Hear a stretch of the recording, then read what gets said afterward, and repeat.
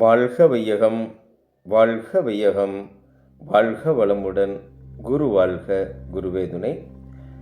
ஆசான் அருட்தந்தை யோகிராஜ் வேதாத்ரி மகரிஷி அவர்களுடைய பொன்னார் பாதங்களை வணங்கி, ஈரோடு அறிவு திருக்கோவிலில் 9ஆம் தேதி நடைபெற இருக்கின்ற தவ தத்துவ நிகழ்ச்சிக்கு உங்களை எல்லாம் சந்திப்பதற்காக இறைவன் எனக்கு ஒரு வாய்ப்பு கொடுத்திருக்கிறான். வாருங்கள், சந்திப்போம்.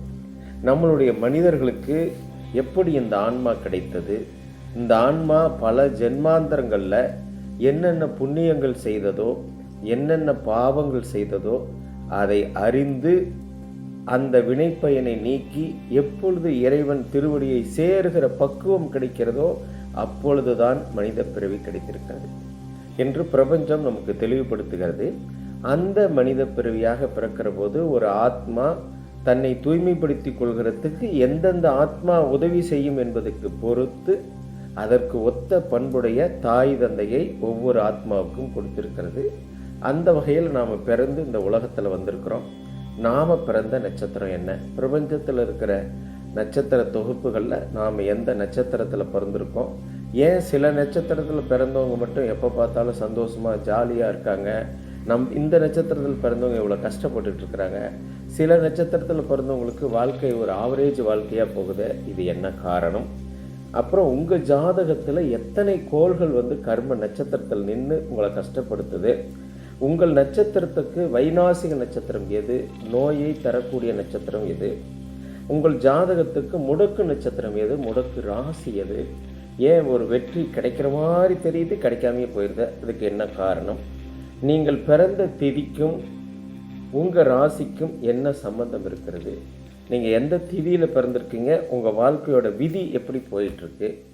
அதில் திதி சூனியமான ராசிகள் எந்தெந்த ராசிகள், அந்த ராசியை நம்ம எப்படி தெரிந்து கொண்டு அதை எப்படி நீக்கி கொள்ள வேண்டும்? நீங்கள் எந்த நாம யோகத்தில் பிறந்திருக்கீங்க, உங்களுக்கு யோக நட்சத்திரம் எது, அந்த நட்சத்திரத்துக்குரிய யோகாதிபதி யார், உங்கள் வாழ்க்கையில் வெற்றிக்கு உதவி செய்யக்கூடியவர்கள் யார் யார்? அதே மாதிரி உங்களுக்கு அவயோகி யார், யார் யார் மூலமாக உங்களுடைய கர்ம வினைகள் தீரும்?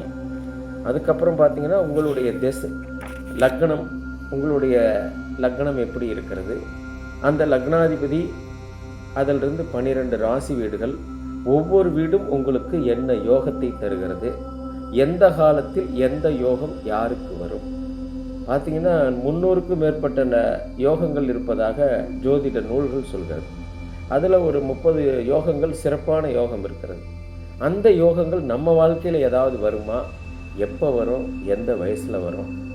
இதையெல்லாம் நம்ம சிந்திப்பதற்காக ஈரோடு அறிவு திருக்கோவில் அரங்காவலர் பெருமக்கள் வருகிற ஞாயிற்றுக்கிழமை காலை 10 மணி முதல் மாலை 7:30 மணி வரை ஒரு அற்புதமான நிகழ்வு ஏற்பாடு செஞ்சுருக்கிறாங்க. வாங்க. சாமிஜி அவங்க பஞ்சபூத நவகிரக தவம்னு ஒரு தவம் கொடுத்துருக்காங்க. சாமிஜி அவங்க உணவை பற்றி ஒரு மிகப்பெரிய தத்துவத்தை சொல்லியிருக்கிறாங்க. ஏன்னா நம்ம சாப்பிடக்கூடிய உணவு தான் 7 தாதுக்களாக மாறி நமக்கு உயிர் சக்தியை தருகிறது.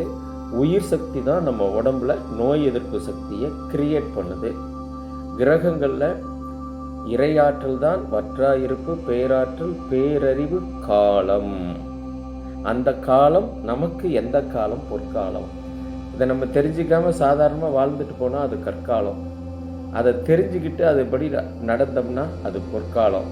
நம்ம வாழ்க்கையில் அந்த இறை ஒளி ஜோதி எப்பொழுது வருகிறது, அந்த ஜோதி வருகிற இடம் ஜோதிடம்.